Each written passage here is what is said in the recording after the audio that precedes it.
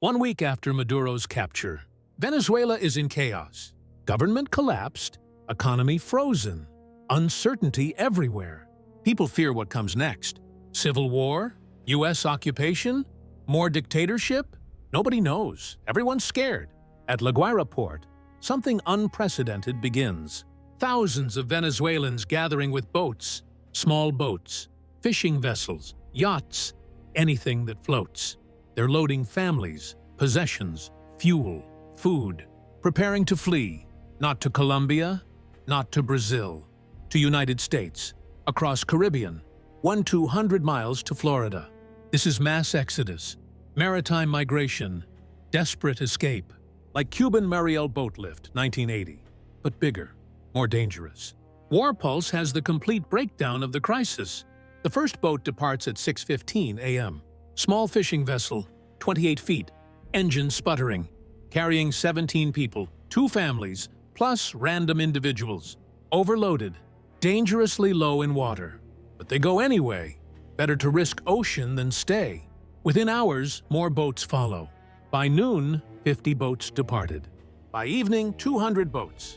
By midnight, 500 boats at sea, all heading north, toward Florida, toward hope. The boats range from seaworthy to death traps. Some are legitimate fishing vessels. 40-50 feet, good engines, properly equipped. Life jackets, radios, GPS, these might make it. Probably make it. Others are barely functional. Leaking hulls, failing engines, no safety equipment, overloaded with desperate people. These will sink. Question is when and how many die. U.S. Coast Guard detects the exodus immediately. Satellites, radar, reports from patrol aircraft. Suddenly hundreds of vessels in Caribbean, all heading toward U.S. waters. This is crisis on massive scale. Coast Guard Commandant briefs Homeland Security Secretary. We're seeing unprecedented maritime migration. Currently tracking 500-plus vessels, more launching hourly. Estimate 15,000, 20,000 people at sea. Our resources are insufficient for this magnitude. Secretary asks critical question. What's our policy? Do we rescue them? Turn them back? Detain them?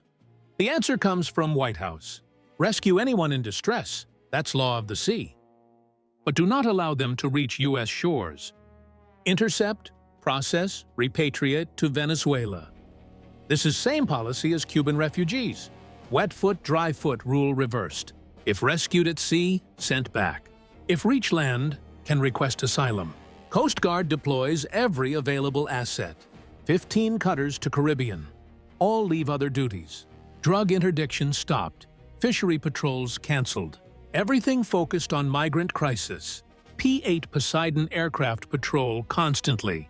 Searching for boats, relaying positions, coordinating rescues. Comment if you think U.S. should let them in. The next day, at 2:30 p.m., first tragedy occurs. Fishing boat 40 miles north of Venezuelan coast. Overloaded. 34 people aboard. Designed for 8. Engine fails. Dead in water. Adrift. Seas building. 6-foot swells. Boat taking water. They radio Mayday. We're sinking! Need help! Coast Guard cutter Bernard responds, 80 miles away. Speed, 28 knots. ETA, 2 hours, 50 minutes. But boat doesn't have that long. Water flooding faster. Boat listing. People panicking. By 4 p.m., boat is foundering. People jumping into water. Life jackets insufficient. Only 12 jackets for 34 people. Those without swim. Try to. Mostly fail. Caribbean waters, 78-degree turf. Warm. But hypothermia still possible. Plus sharks, currents, exhaustion, panic. Coast Guard cutter arrives at 5:20 p.m. Crew throws life rings. Deploys rescue boats. They pull survivors from water. 27 people rescued. Alive. Traumatized. 7 people missing. Presumed drowned. Bodies not found. Caribbean swallowed them. This is first mass casualty. Won't be last. Over next 48 hours, situation worsens dramatically. Total boats at sea, 1-200. Total people, 38,000 estimated. Coast Guard is overwhelmed. They have 15 cutters, 1 to 200 boats need monitoring.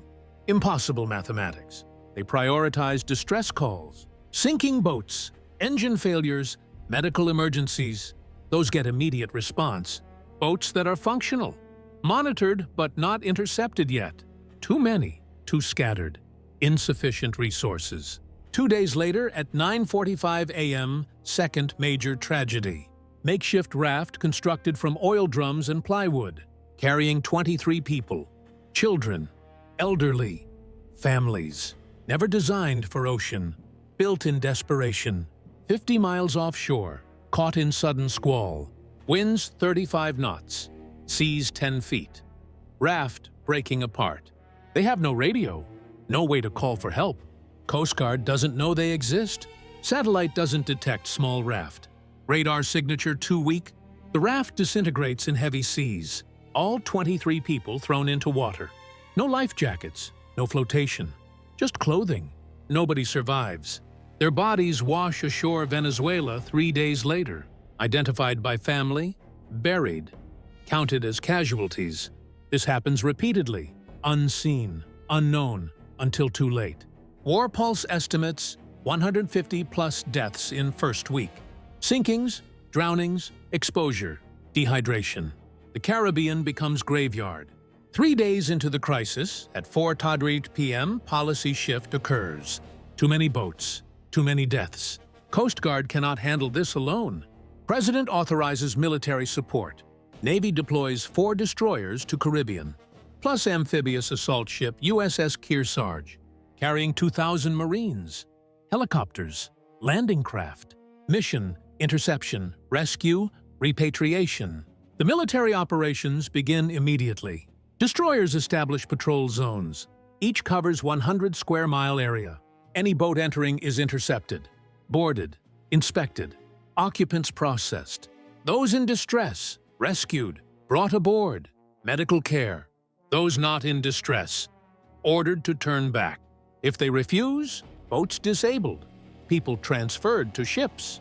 Boats either sunk or towed back to Venezuela. This is forced repatriation, controversial, but necessary. Cannot allow 40,000 people to reach Florida uncontrolled. Immigration system would collapse. 4 days later at 11:20 a.m., confrontation occurs. Large yacht, 60 feet, well-equipped. Wealthy Venezuelans fleeing, carrying 12 people. Family, some servants. Intercepted by USS Kearsarge destroyer. Boarding team attempts to board. Yacht captain refuses, locks himself in cabin. We have right to travel international waters. You cannot stop us. Destroyer captain radios. You're attempting illegal entry to United States. Prepare to be boarded or we will use force. Yacht captain. We'll go to Bahamas, not IS. Let us pass. But heading and speed contradict claim. Course is due north, straight toward Miami, not northeast toward Bahamas. Destroyer deploys warning shot. 50 caliber machine gun. Into water, ahead of yacht. Massive splashes. Unmistakable message. Yacht stops. Crew surrenders. Boarding proceeds. The family is wealthy. Politically connected. They have money, lawyers, influence. They demand embassy contact. Threaten lawsuits. But they're still processed like everyone else. Detained. Documented. Held for repatriation. Money doesn't matter here. 5 days into the exodus, at 6:30 p.m., humanitarian crisis peaks. USS Kearsarge has 300-400 Venezuelans aboard, rescued from sinking boats, intercepted vessels. The ship is designed for 2,000 Marines plus crew, now holding 3,400 refugees. Overcrowded, unsustainable, food supplies strained, water tight, medical overwhelmed, babies crying, children scared, adults desperate. Some try to jump overboard, swim to US. Marines stop them, restrain them gently. You'll drown, stay aboard, we'll process you. But processing where? Venezuela's government can't handle returns. Ports overwhelmed, no facilities for thousands. Transitional government is chaos, no capacity. So refugees stay on ships, floating detention. Days become weeks, limbo at sea. Who's responsible for this crisis? A. Maduro's regime. B. U.S. intervention. C. Both? International reaction divides sharply. Human rights groups condemn U.S. policy. These are refugees. They deserve asylum. Forced repatriation violates international law. Deaths at sea are preventable. Change policy. U.S. responds, "We cannot accept 100,000 unvetted migrants. System has limits. Process takes time. We're saving lives, preventing more dangerous crossings." Latin American countries offer limited help. Colombia accepts 5,000. As humanitarian gesture, Brazil takes 3,000. Temporary shelter only. Panama offers 2,000 spaces. Transit country, not permanent. These numbers are drops in ocean. 40,000 at sea. 15,000 already intercepted. Offers help 10,000. Leaves 45,000 with nowhere to go. Cuba offers to take refugees. We will accept all Venezuelans seeking asylum. Havana sees opportunity. Strengthen alliance. Gain population. Embarrass U.S. But few Venezuelans choose Cuba. They fled socialism, don't want more. Even those returned to Venezuela prefer risk again. Rather face Caribbean than Castro's island. A week later, at 8:45 a.m., political solution emerges. Venezuelan transitional government makes offer. We will establish safe repatriation process. Guarantee no prosecution for those who fled. Provide resettlement assistance, but they must return. Help rebuild country. U.S. supports this publicly. See? Democratic government welcomes citizens back. Dictatorship is over, safe to return. But Venezuelans don't trust it. Government is unstable, U.S. controlled. Could collapse any time. Then what? New dictatorship? More chaos? Another exodus? Most prefer to wait. Stay on ships. Hope policy changes. Hope asylum granted. Hope something better than return. The ships become floating cities. USS Kearsarge. 3,400 people. Organized into groups. Families together. Singles separated. Daily routines established. Meals, hygiene, activities, children's classes, adults orientation, medical care, mental health support. Navy and Marines improvise refugee camp at sea. Not designed for this, but doing their best. Some refugees help. Translate, organize, lead. Creating community in crisis. Others resist, fight, cause problems. Desperation breeds conflict. Arguments over food, sleeping space, bathroom access. Sometimes violence. Marines intervene, maintain order. This continues for weeks. No easy resolution, no quick solution. Just thousands of people stuck, waiting. 2 weeks after the exodus began, at 3:12 p.m., first returns begin. Venezuelan government establishes reception center in La Guaira. Tents, food, medical, registration, process returnees, help them restart. First ship brings 800 people. Coast Guard cutter transfers them to Venezuelan port. Families step onto dock. Some cry, some angry, all uncertain about future. Government officials welcome them. You're home, safe now, we'll help you rebuild. But trust is gone. Words feel empty. Many plan to flee again, soon as possible. This time more carefully. Better boats.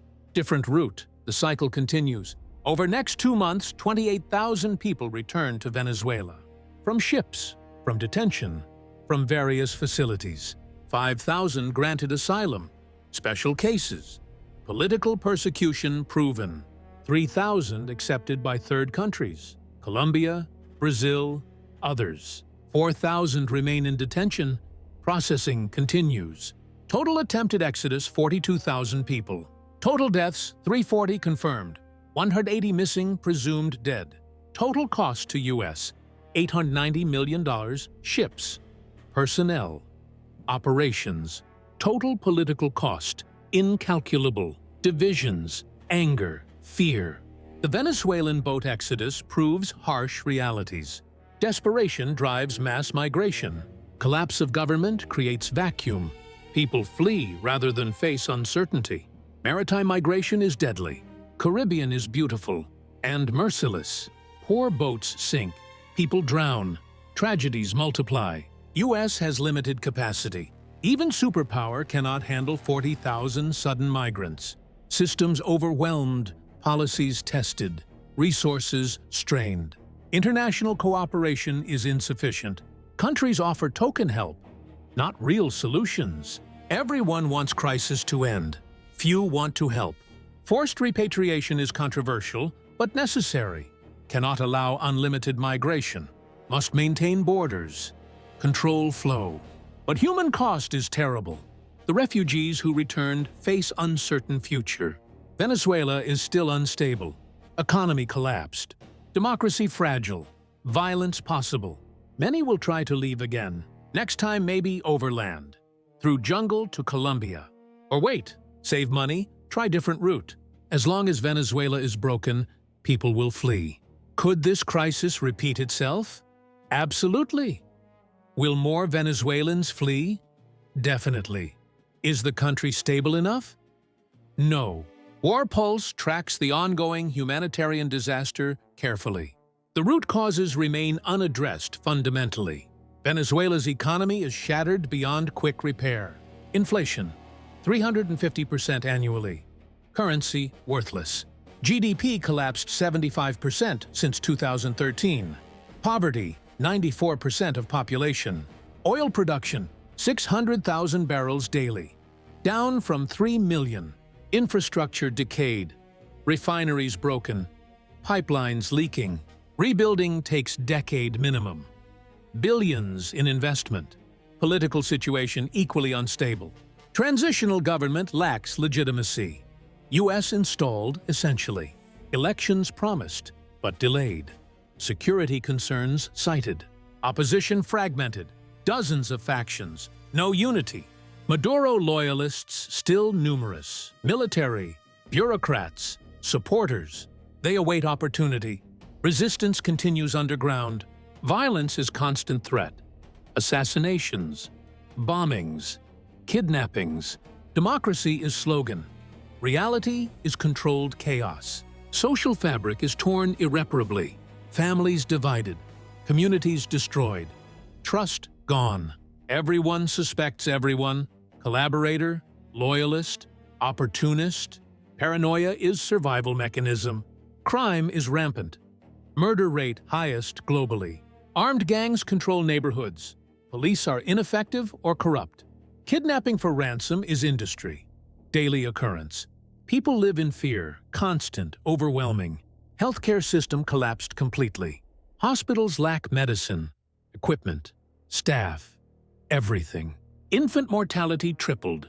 Maternal mortality soared. Preventable diseases kill thousands. Malaria, measles, tuberculosis. COVID never really ended there, just became endemic. People die from treatable conditions regularly.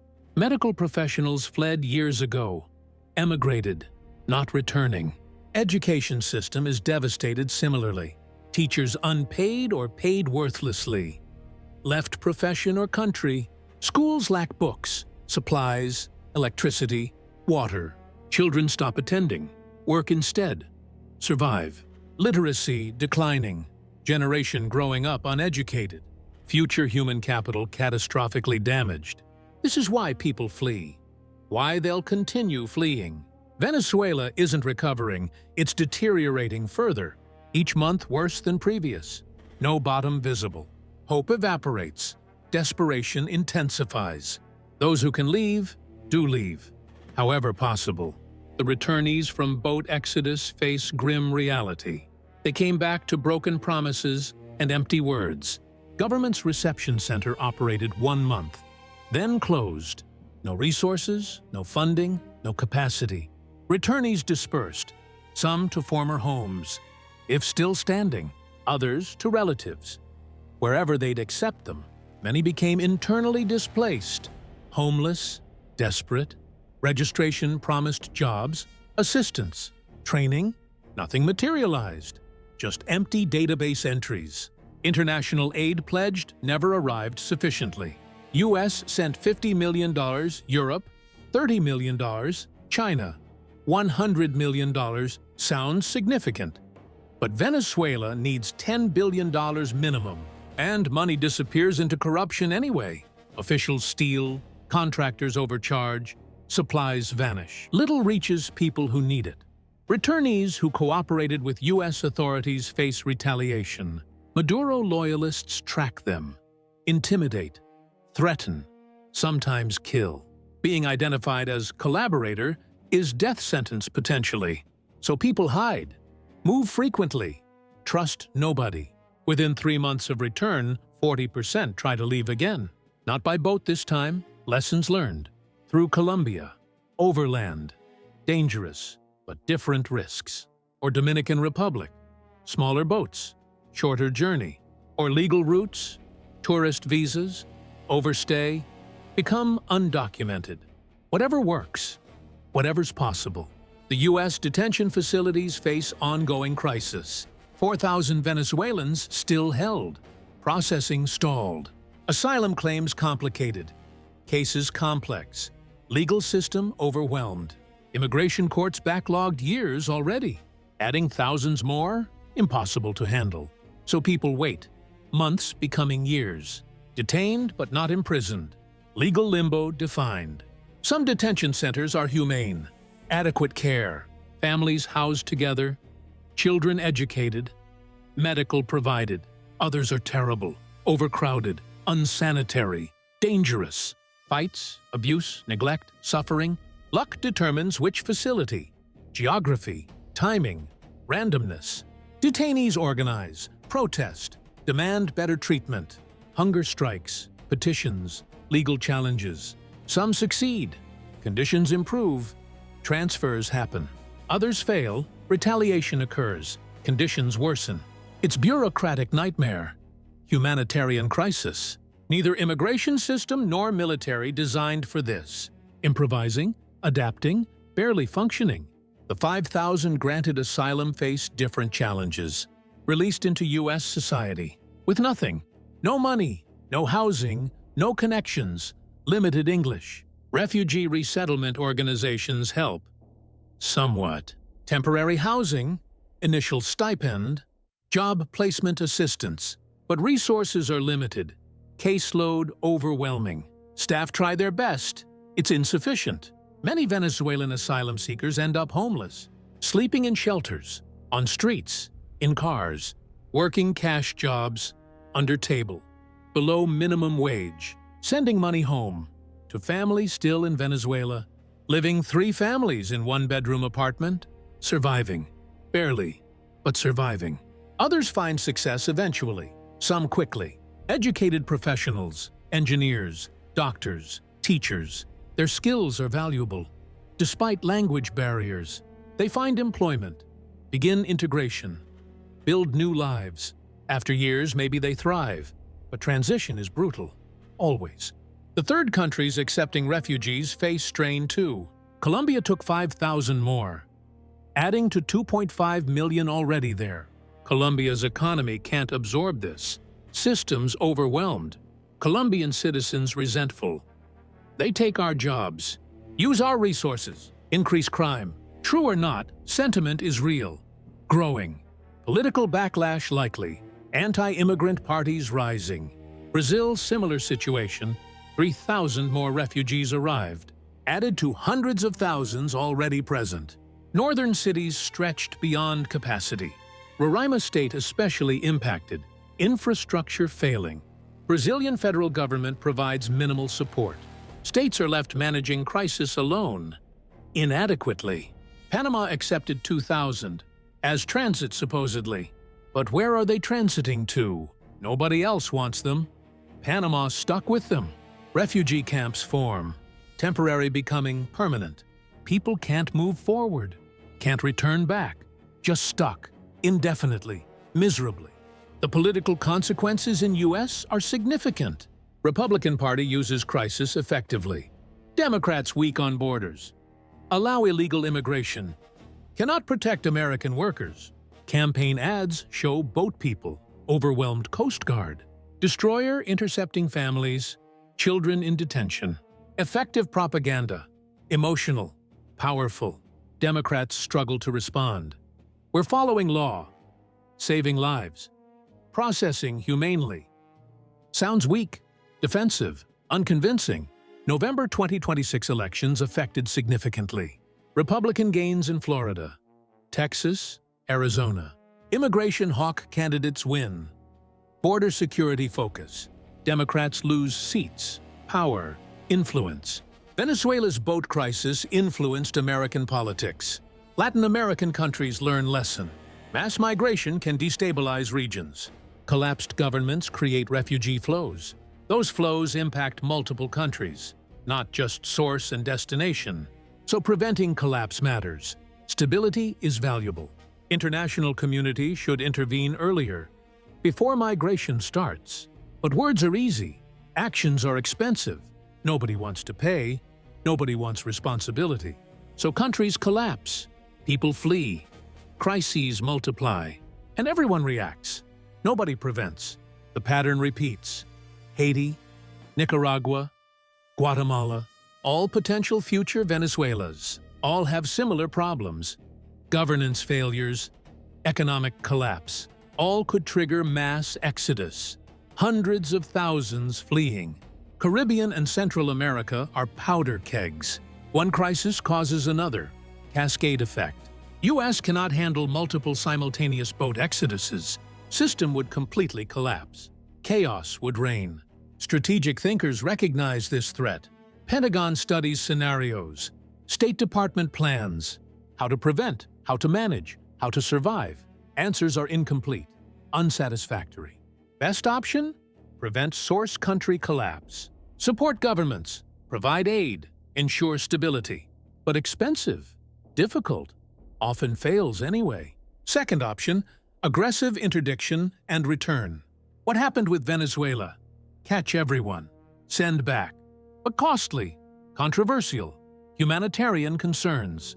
Third option, accept refugees. Process, integrate. But politically impossible, public won't support. No good options, only bad and worse. Venezuela's boat exodus becomes case study. Taught at military academies, foreign service schools. This is what happens when country collapses. This is scale of migration possible. This is how systems get overwhelmed. This is why prevention matters. Students study response, identify failures, propose improvements. Hopefully next crisis is managed better, but probably not. Likely similar disaster. Because underlying issues remain unsolved. Economic inequality, political instability, climate change, all driving migration, all intensifying. 21st century will see massive population movements, climate refugees, economic refugees, political refugees, millions upon millions, moving, fleeing, searching. Venezuela's 42,000 by boat? Small preview. Future crises could be 10 times larger, 100 times larger. Unprecedented scale. And nobody is truly prepared. Not US, not Europe, not anybody. Systems designed for thousands, not millions. When millions come, systems collapse. That's not prediction, that's certainty. Only question is timing. And which crisis triggers first? The Venezuelan exodus survivors carry trauma permanently. Those who drowned, never buried properly. Families never got closure. Those who made it back, living in worse conditions than before. Those in U.S. detention, uncertain future, indefinite limbo. Those granted asylum, struggling to survive, rebuilding from nothing. All scarred, all changed, all damaged, but also resilient. Survivors by definition. They attempted impossible. Some succeeded, some failed. But all tried, all risked everything. That courage matters. That determination counts. Even if outcomes are terrible. Even if most failed. They tried, they fought, they didn't surrender. That's Venezuelan spirit. That's human spirit. And it will drive them to try again. When possible. Because hope never dies completely. Not while people live. Not while future exists. Subscribe to War Pulse, where military operations become breaking news. Real conflicts, real consequences, real coverage. The boat exodus ended. But the crisis continues. Venezuela is broken, and broken countries bleed people. War Pulse, where real conflicts meet real coverage.